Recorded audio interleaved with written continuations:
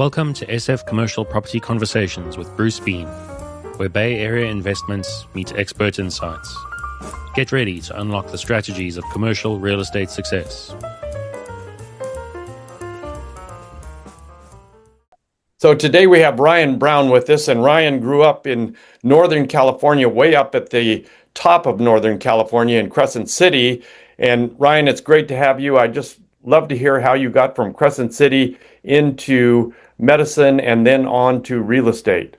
Yeah, thanks, Bruce, for having me. I'm looking forward to it.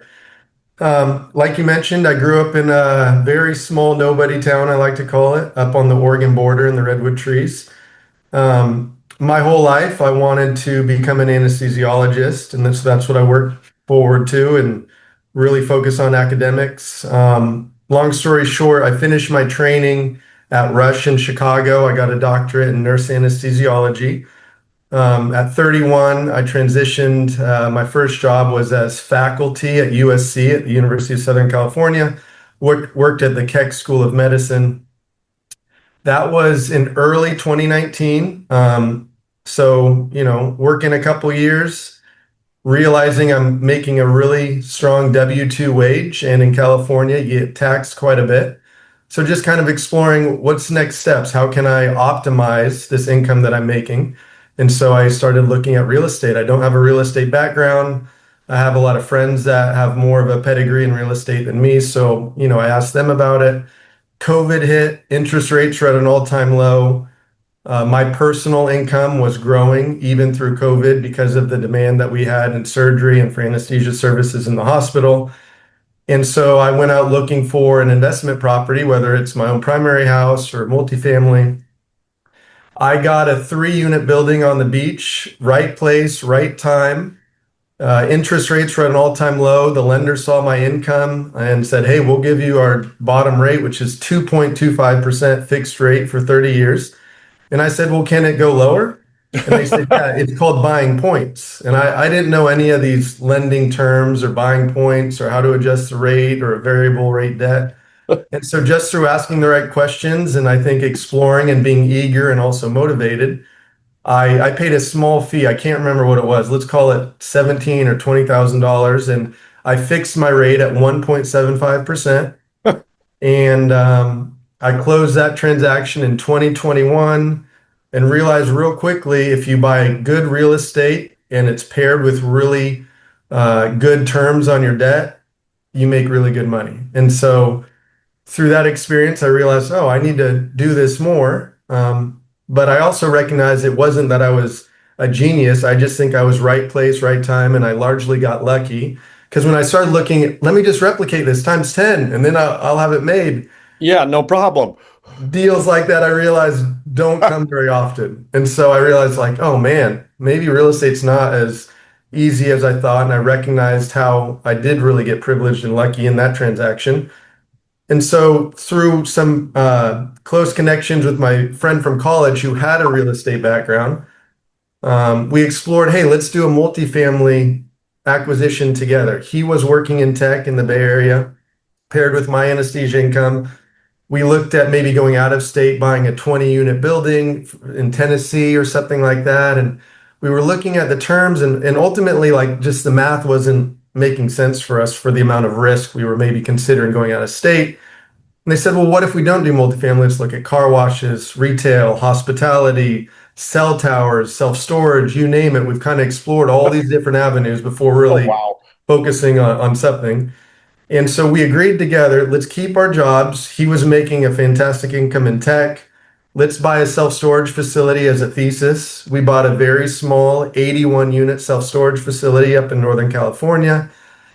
And very quickly we realized, there's something special about the business of self-storage that we kind of saw, but we hadn't experienced. And it took off very quickly. Some might say recklessly how hard we committed to it. We said, we're going to build a self-sustaining, healthy self-storage organization. We only do one asset class and we strive to operate it as good, if not better than anyone in the industry. So we quit our careers in the same week. We bet on ourselves and said, hey, let's go out to friends and family, raise capital. I never even knew what the word syndicator was. And right after the first 81 unit we bought, we paid 1.25 million for that. 5 months later, we bought an acquisition for 3.8 million. Three Wow. months after that, we bought a portfolio for 15.5 million. And Whoa. so, in a very short amount of time, from a year of quitting our careers, it just rocket shipped.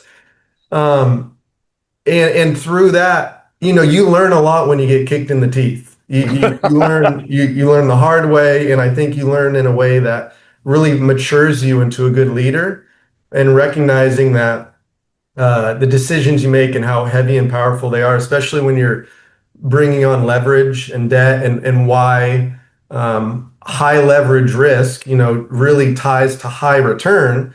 And there's a reason behind that. And thankfully, we never jumped into development. I still, to this day, I've never done a development project.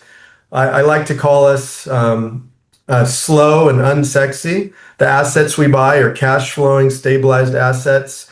And our edge and expertise truly is not that we're brilliant. We're just really good operators through and through the P&L.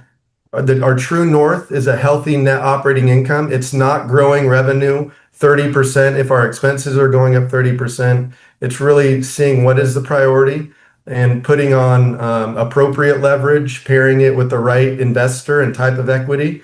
And that's kind of a long-winded way to say where we're at today, where we manage our owned assets through our management firm. We raise our capital through our private equity firm. And then we also manage for other owners. And we're across 7 states and we have 32 locations. And how many self-storage units is that, just out of curiosity? Yeah, we're about 5,500 right now. Wow. All right. So that seems like for those of us in the real estate business, that sounds like a management nightmare, but it sounds like you have decoded how to make that all work. It very much some days can be a nightmare. Thankfully, my partner who came from the tech background, we've been really focused on building a healthy infrastructure, even as we scaled rapidly.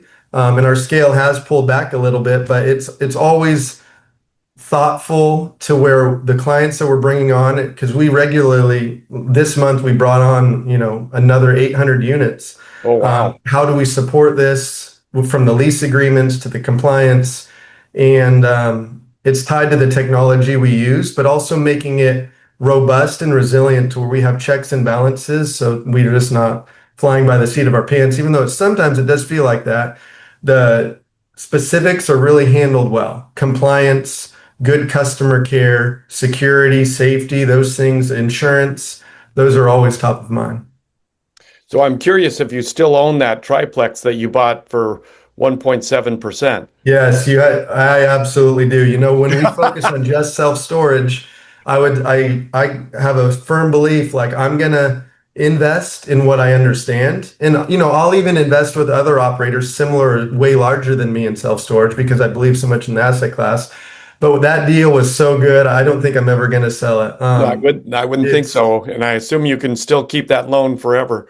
For forever. Yeah, it's fantastic. It doesn't even mathematically make sense. Brokers call me, it's a great property right on the water. And brokers call me, hey, you want to sell? And I'm just like, I'll sell for the right price, but you need to understand what my debt is, because you're going to have to give me a stupid number to make sense for this debt that's on it. Yeah, it just doesn't make any sense whatsoever. So I am curious, are you using any AI in your process? Absolutely. Now, I wouldn't say AI is a heavy component. We are using that. One of the things that's really important is a robust, reliable tech stack. And so specifically in our asset class, self-storage, there's a lot of different facility management softwares you could use. I would say there's like a core of 8 to 10. And we feel firmly and confidently about one that we really like. It's called Cubby Management Software. And there's a couple things paired with it. Why I'm a big fan of this platform is because it delivers a great customer experience. Similar to when you're renting a hotel or you're traveling on Airbnb, you want to be able to use an app or a phone, and you want it to work well. You don't want it to be noisy, and you want it to be frictionless. It's the same thing with storage, because a normal rental day for us, we'll have anywhere between 10 and 30 new lease agreements in a random weekday. And so Wow. that's part of our normal business process of how do we make sure we're getting correct signatures, we're collecting the payment, we're also not losing the customer. When someone goes to rent a storage facility, why are they coming to us and not the other 20 competitors? Right. And so this software, for example, has really low friction. It collects their name, email, and Visa card number. And then on the back end, after we capture payment, can we get all the logistics, like your alternate contact, your driver's license number? So it's really good for customers. And it really helps us on just keeping our operational efficiency up and our operational costs lean and low. Some might have a really flashy software, but on the monthly amounts, they might not make sense for the subscription because we're driven, our true north is NOI is what we're driven by. And so it's always trying to understand the ROI. Does this make sense to add onto our tech stack? What's the value it's bringing? What's our operational expense load? And those are part of our KPIs that we review monthly. So I'm curious, having gone in and out of some storage units in on a yearly basis, the rub for me was always punching the buttons to even get into the space. So Yep. it sounds like maybe that's all done on your phone now.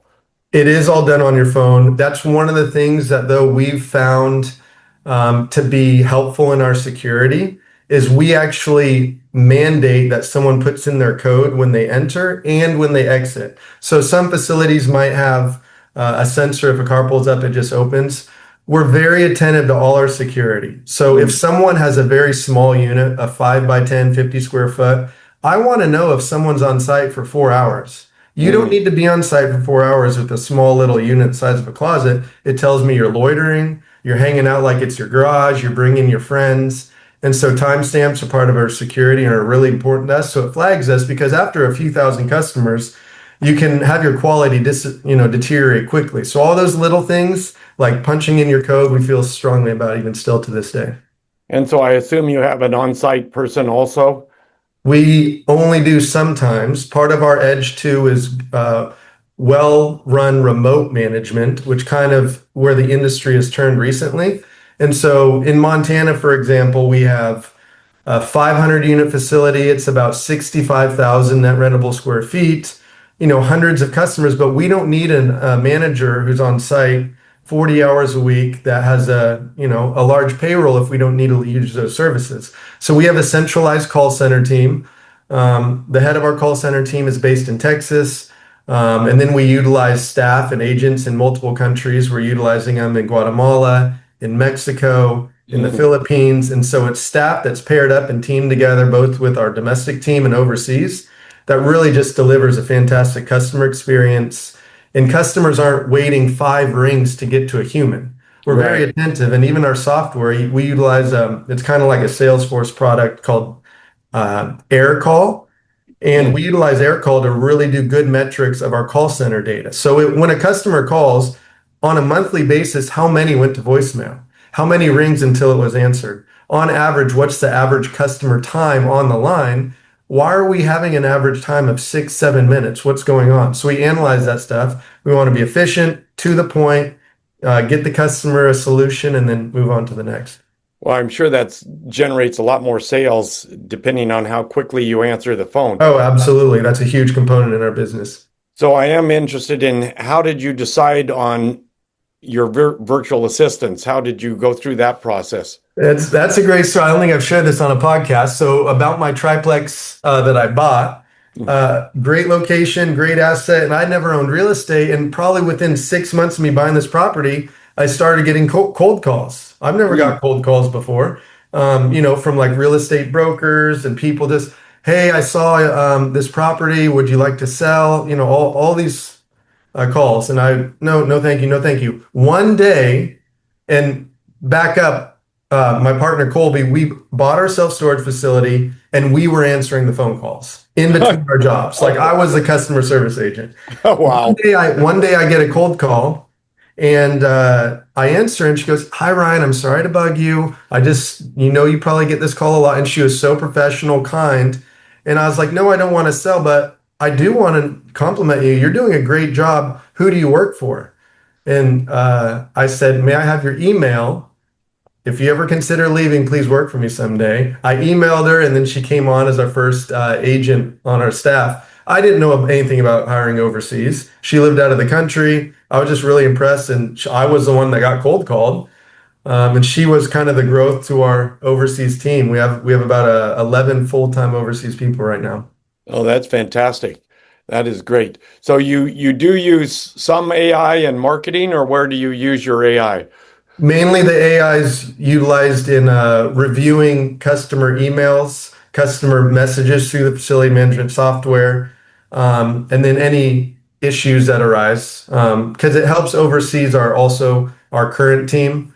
And so we have a chat bot that they can use, things like that. So I'm curious I mean, self-storage is famous for having people that leave their units full of stuff. So what happens there? So we're very attentive to the lien process, and self-storage operates under the lien law, and every state has its own lien law. And one of the things we want to be is consistent. Also, it helps the team and who's responsible and accountable. So the lien law for California runs on a different schedule than the Oregon. But what's important to keep in mind is when is the customer's due date? And so Mm, we're a huge proponent of this when we buy a facility, when we take over a managed facility. Historically, owners used to say, we'll charge you based on your anniversary billing date. If you mm, moved in on the 15th of the month, then that means your rent is due on the 15th of the month. We absolutely do not do that for consistency. We say if you move in on the 15th of the month, we prorate your rent, but your rent is always due on the first.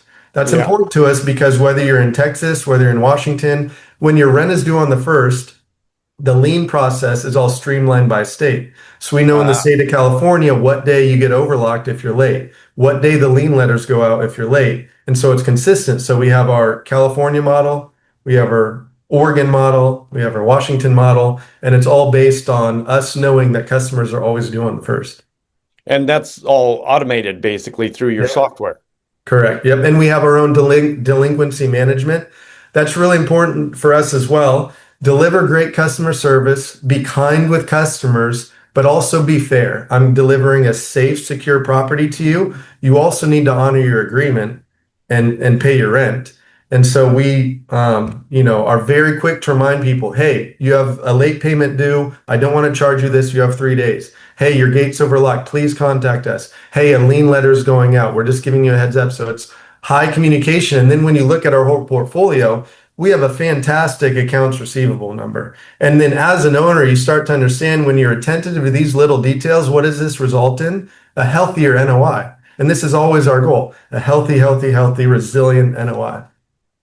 Well, I assume you end up with some that you have to take back at some point. So statistically, it sounds like you're probably lower than the normal, but We still run the auction process. So because we have so many customers, we just don't like to.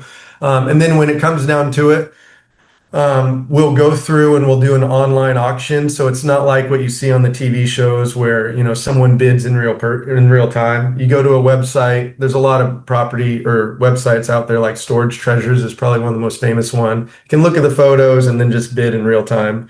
Um, and so we have a whole process for that. And we do auctions every month.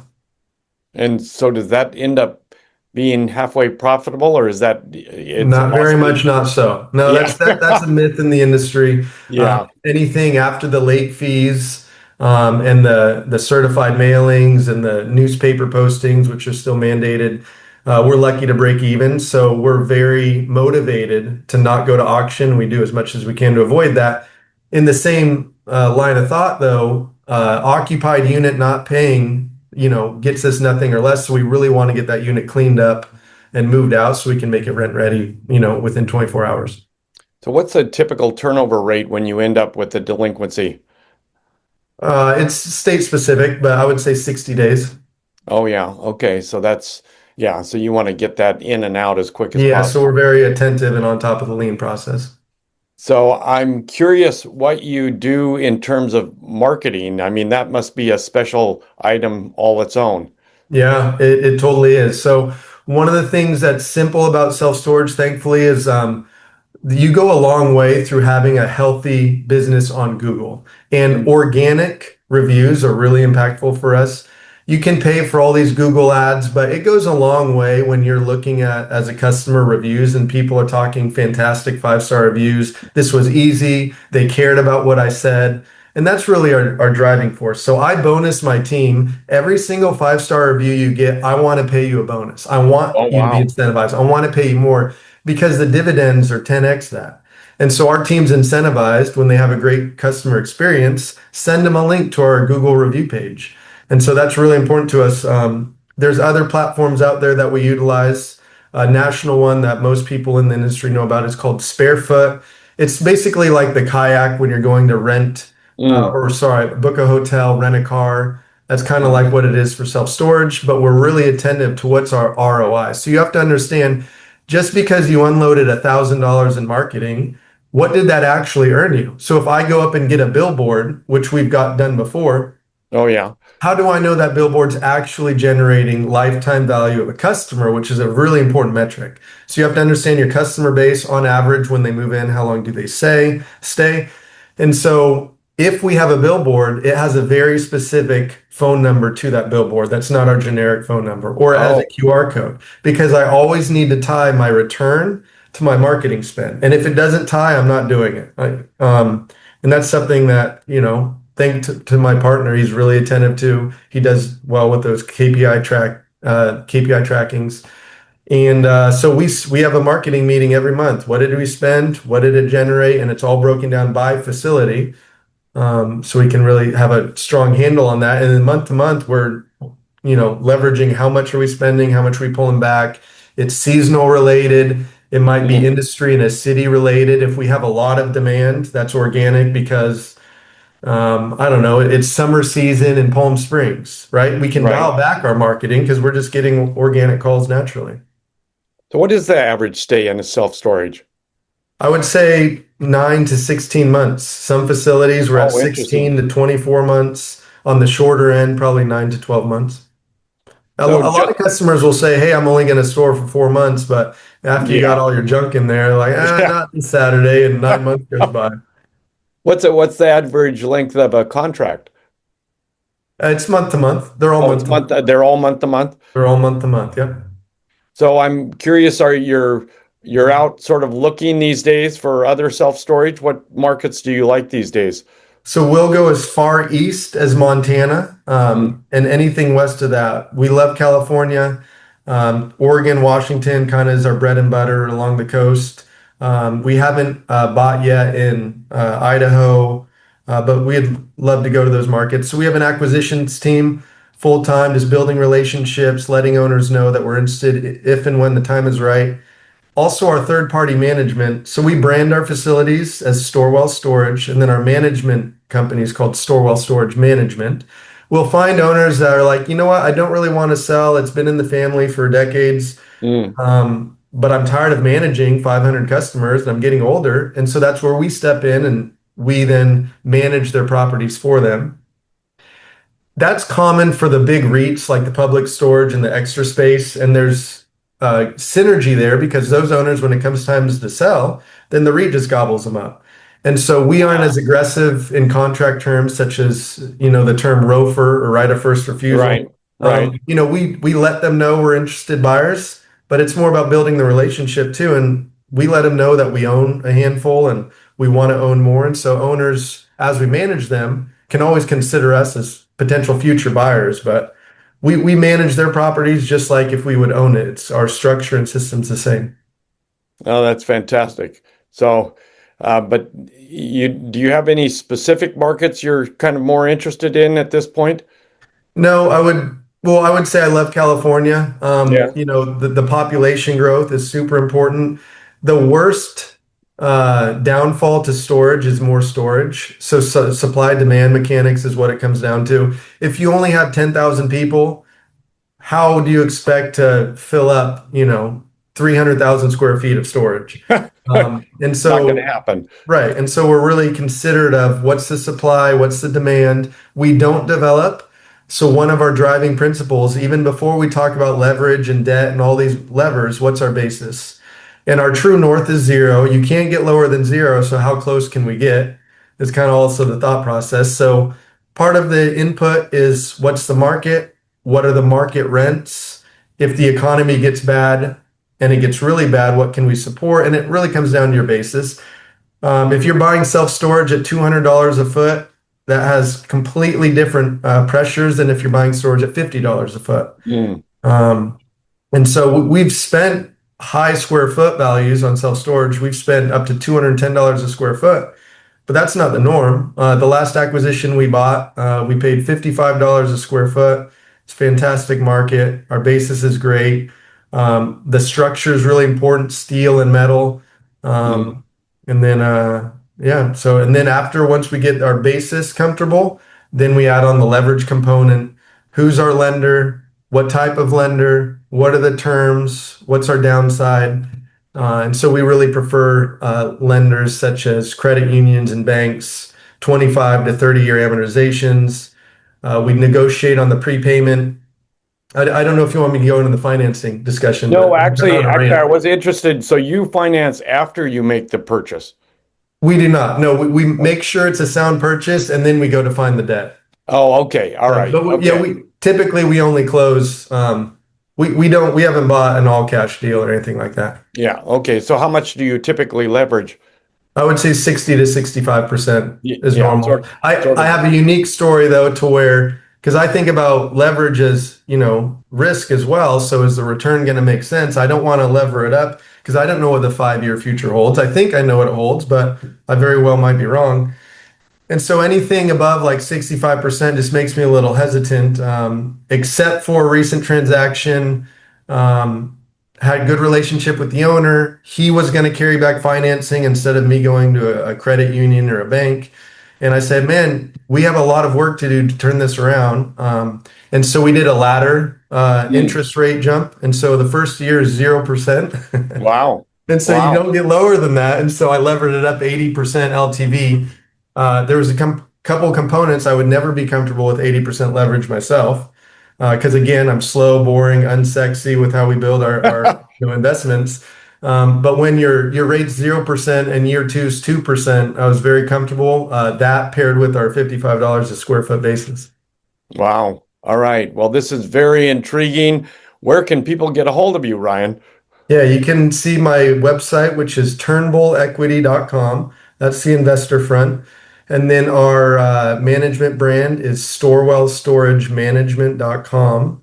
Feel free to email me directly. It's ryan@turnbullequity.com. That's fantastic. Well, I think I want to talk to you again in like 3 to 6 months and just kind of see how the market is doing at that point. Absolutely. I love that. I assume the self-storage market is continuing to grow. It is. It's definitely been through headwinds in the last couple of years. Home sales are really low right now. Consumer spending is tight with credit card debt, and we feel that in the self-storage industry. So we feel it's more important than ever to deliver fantastic customer service and then really stand out from your competitors with the way you treat customers, the cleanliness of your property, the safety you provide. And so we're doing well thanks to those items. Well, this has been fantastic. Let's keep in touch. I look forward to talking to you further. Thank you, Bruce. Have a great day. That's a wrap on today's journey through the SF commercial real estate scene. Ready to share your story? Visit sfcommercialconversations.com/guest. Your insights could lead the next conversation.